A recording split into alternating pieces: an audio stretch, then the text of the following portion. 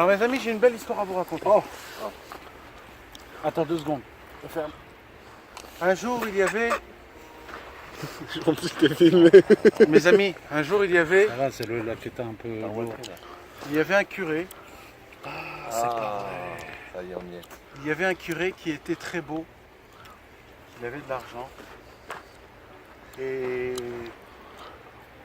il était à l'époque du Gaon de Vilna. Et c'était un homme qui était très très sage. Il avait plein de disciples. Il était aimé de toute la ville de Landshut et de Ligenz.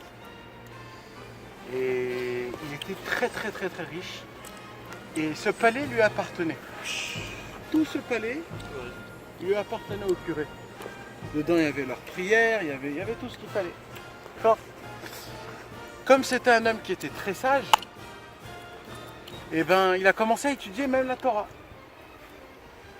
Et quand il a commencé à étudier la Torah, il a découvert des choses exceptionnelles dans la Torah, et il a découvert que dans leur religion à eux, il y a plein de problèmes, plein de questions, plein de comment on appelle, plein de contrariétés, plein contradictions.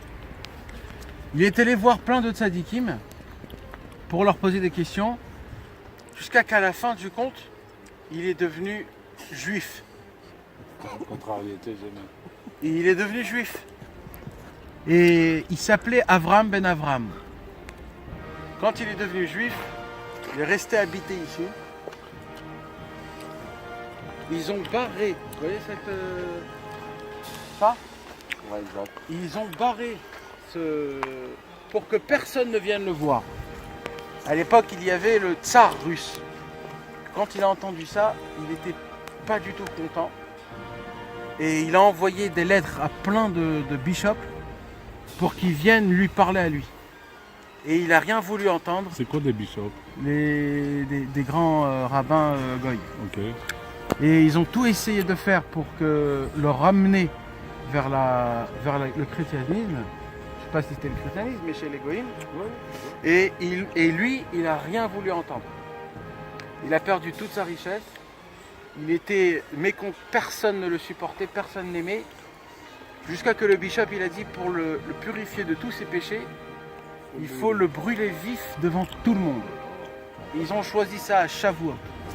Ils ont fait un feu de camp qui était énorme. C'était ici. Ici, ils ont fait le feu de camp énorme. Un bûcher qui était énorme. Ils l'ont emmené ici devant tous les gens. Avram ben Avram, il s'appelle le Graf Potocki. Potocki, il s'appelait. Et ils l'ont amené ici pour le brûler vif. Juste avant, le Gaon de Vilna, il est venu. Il a dit, écoute, je te donne un nom de Dieu et tu pourras t'en aller et personne ne te verra.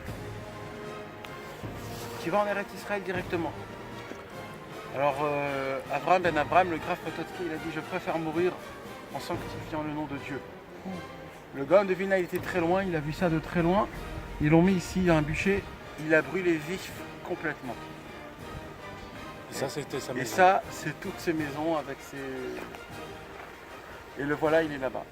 C'est lui sur la photo? On va le voir. C'est quoi, c'est Un homme qui était très... Je sais pas si le mot c'est un curé. Ouais, C'est chez les goïms. on va dire, C'est polonais quoi, je sais pas comment c'est.